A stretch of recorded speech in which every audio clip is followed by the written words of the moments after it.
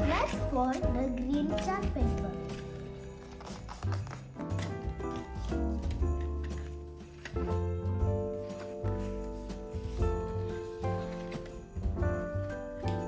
Now we have to draw half of the Christmas tree.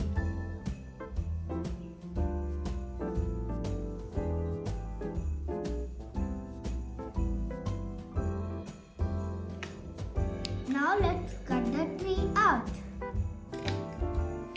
Take your parents' help when you are doing it. Now do the same on the other sheet.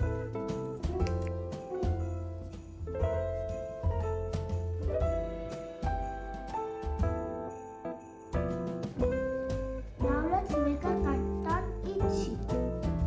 One from top to the center and the second one down to center.